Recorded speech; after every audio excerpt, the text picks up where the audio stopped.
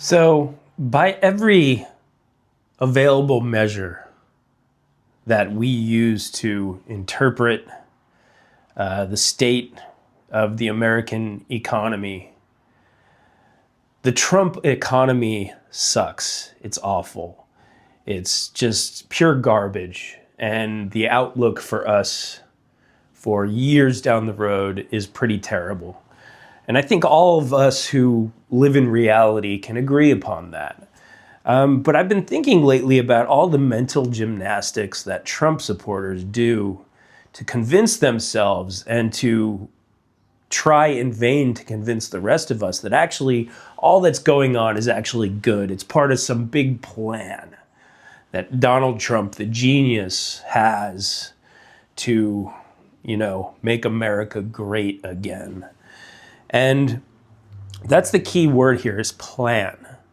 And today I went to my local library, as I often do, to just kind of look at the new books on the shelf and see if there was anything that I wanted to read. And I did come across one book that I don't really have much interest in reading because I followed this phenomenon that the book is about pretty closely back when it was going on. And so the book isn't going to really be that engaging for me. But it's a book called Trust the Plan by Will Sommers, a journalist, I believe, for the Washington Post. And it's about the QAnon situation that was going on a few years back. And I thought that's an interesting parallel here is the whole trust the plan thing.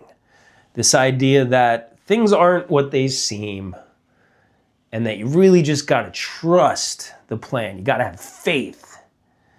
And it's the same basic outlook. It's like the people, and a lot of these people are the same people. The people who thought you need to trust the QAnon plan.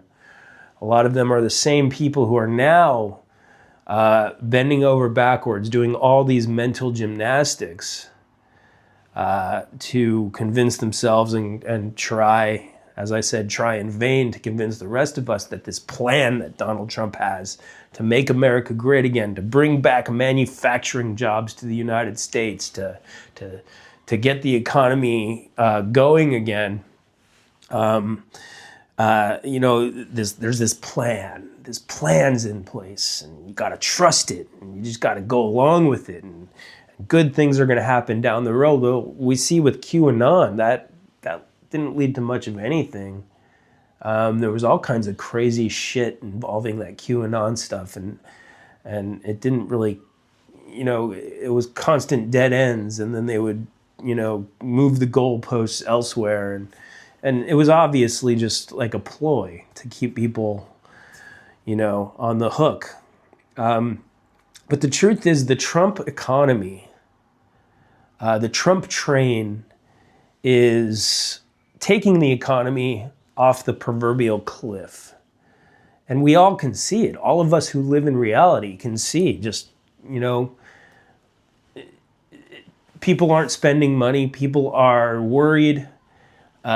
Prices are not really coming down on things. Yeah, I mean, I guess gas prices have come down a little bit, but the fact that oil prices are on a steep decline is not exactly a great thing either for the economic outlook. It's a signal of impending doom for the economy, and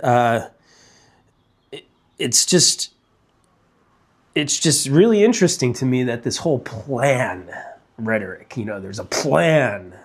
We got to just trust it. We got to go along with it. Very similar. And like I said, all of us who actually exist in reality and aren't completely deluded, aren't members of the Trump cult, we see that no, there's no good plan in place. This is all really shitty, and it's going to suck for a significant amount of time. Now, there might be a plan in place that's good for Donald Trump and his family and his rich benefactors. There might be some kind of devious plan in place that's ultimately going to make the rich even more rich, and that's going to benefit Donald Trump and his kids, his shitty fucking kids, in some way. But you have to be really delusional to think that this plan is somehow going to help you, unless you are part of that inner circle. And if you're watching this video, most likely you're not part of that inner circle. You might think you are because you're, like I said, deluded. You're in a cult, but you're not part of that inner circle, Trump supporters. I assure you, you're not.